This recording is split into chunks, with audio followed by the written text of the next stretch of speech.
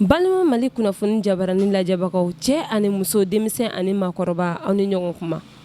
aw bisimila aw ka jɛmukan mandi kɛnɛ kan ni o ye cɛsiri bulon ye cɛsiri bulon ye jɛmukan ye min bɛnna Mali kunnafoni.net mɔgɔw fɛ ayiwa anw ka émission in o bɛ mɔgɔ cɛsirilenw de wele cɛ fara muso kan denmisɛnnin fara mɔgɔkɔrɔba kan mɔgɔ bɛ yen ke e de ko k'i bɛ wuli ka dɔ kɛ sabula dɔ kɛ de bɛ mɔnɛ bɔ mɔgɔ la ayiwa bi cɛsiri bulon mɔgɔw wulila dɛ an wulila ka se Kalabankura an balimamuso dɔ ma a fana ye muso cɛsirilenba ye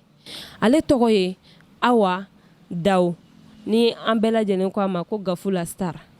ayiwa an bɛna ɲininkali damadamaw tɛnku a la walasa ka faamuyali sɔrɔ a ka baara kɔnɔna la ni o ye a ka atelier baara ye sabula a ka baara bɛnnen bɛ fini dilanw ma an ɲɛ b'a la fana a ka atelier kɔnɔna la sekiw bɛ samaraw bɛ minnu bɛ feere aw ni ne an ka jɛ k'an balimamuso ka kumaw lamɛn n balimamuso i ni sɔgɔma. Nse ni sɔgɔma. Sɔgɔma ma chérie. C'est atelier dayɛlɛ ni initiative nana cogo min na comme n tilala n ka kalan na baara ma sɔrɔ bon n fɛnɛ nana ye au lieu de rester à la maison n ka bɔ ka fɛn dɔ ɲini n yɛrɛ ye quoi. C'est pourquoi j'ai pensé à ça n ye atelier de couture dayɛlɛ. Bon pour le moment ni mɔgɔ fila de bɛ baara kɛ ɲɔgɔn fɛ bon n yɛrɛ fɛnɛ couture kɛ n fɛnɛ bɛ n débrouiller dɔɔni awɔ si bon yan nɔ an b'a bɛɛ kɛ an bɛ cɛ fini kala an bɛ muso fini kala wa denmisɛnnin fini yɛrɛ kɔnɔ o y'an ka base yɛrɛ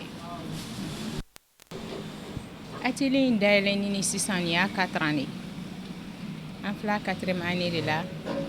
bon gɛlɛya min b'an k'a kɔnɔna na o ye magasin sɛrilen don tout le temps u bɛ ka dɔ fara a kan o de b'an sɛgɛn kosɛbɛ o de gɛlɛya b'an kan yan nɔ bon nafa fɔlɔfɔlɔ o ye a amour min yɛrɛ bɛ na fɔlɔ style yɛrɛ ka di n ye bon o y'a fɔlɔ ye filanan o ye relation ye n ye relation caman sɔrɔ a kɔnɔ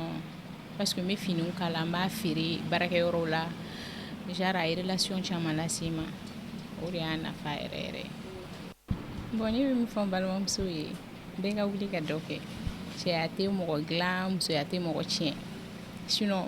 moi-même j'ai fini avec mes études mais au lieu de rester à la maison bɔ i ka fɛn dɔ kɛ i kana dépend mɔgɔ la quoi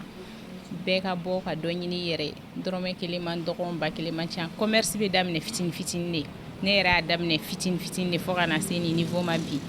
mais hali bi n b'a ɲini n balimamusow fɛ bɛɛ ka bɔ ka dɔ k'a yɛrɛ bon kura création in o nana ni an ka lagare tɔgɔ de ye kura ye